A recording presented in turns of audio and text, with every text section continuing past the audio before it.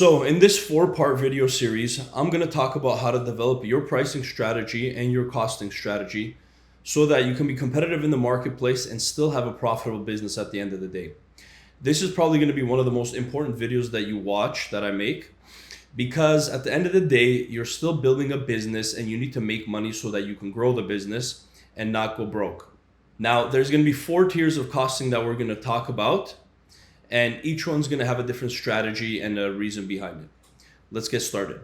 My name is Vic Nova from Supernova Sauces. If you are serious about launching a food business, click the link in the description and get my ebook.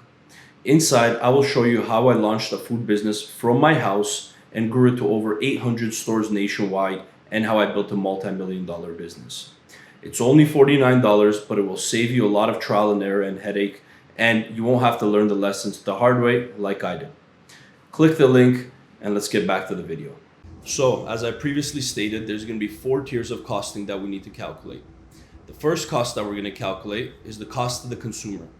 This is the price that the consumer or the end buyer pays for your product on the shelves. The second tier is going to be the cost to the retailer. This is the price where you sell your product to the retailer so that they can resell it to the consumer. Thirdly, we have to talk about the cost to the distributor. This is the price that your distributor is going to pay for your product so that they can in turn sell it to the retailer, and then the retailer can then in turn sell it to the end consumer. And the fourth tier and the last tier of the costing strategy is going to be your production costs. This is going to be the cost or the price that it costs you to make the product. So let's get started.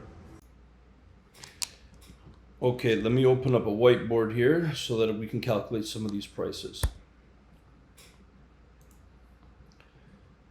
So the first thing we're going to calculate here is the cost to the consumer. Cost, oh, this is black.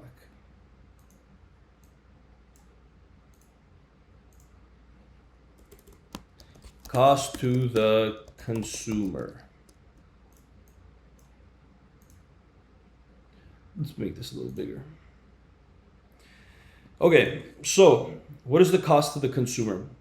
The cost to the consumer is going to be the price that the consumer pays to buy your product. This is the end user. So firstly, how do we figure this out? Say our product is going to be a beef jerky. You made a beef jerky and now you want to figure out how much you can sell it for, or how much beef jerkies go for. The best way, honestly, to do this is to go into a grocery store and see what other beef jerkies are selling for. So let's just say you visit 4 grocery stores and you notice that there's one for sale for $8, there's one for sale for $10, one for sale for $12, and another one's for sale for $11. So it seems that beef jerkies for the size that you're looking for, let's just say it's 150 grams, and you looked at 4 grocery stores for 150 grams of beef jerky, and they all sell for anywhere between $8, $10, $12, and $11. So $8 to $12 is your range. Now, look, a lot of entrepreneurs or people who are starting out a company think because their product is the best thing that they've ever tried, or people tell them it's the best beef jerky I've ever tried, they think it's the greatest thing since sliced bread, and now because of that, they can charge $22 for this beef jerky. Guys, let me tell you, this isn't how it works. Nobody's going to care about your product as much as you. You have to be competitive in the marketplace. So you need to be able to sell this product now for $8 to $12. That's going to be the range we're looking for. So let's just say $10 is what we want to sell this beef jerky for. If you decide to sell it for more because you think it's so amazing, look, chances are you're not going to be able to sell it because people won't buy it. As I said earlier, they don't care about that product as much as you do. They're going to look at the product beside at $8, the one beside at $10, $11, and look at yours at $22, and they're just not going to buy it. You may have 1 or 2 people that are going to buy it, maybe, but I'd say 95% of people are not going to pay double a price just because you think your product is so special. So stick to the range that you see in the grocery stores. So we're going to cost this product at $10. So cost to the consumer is going to be $10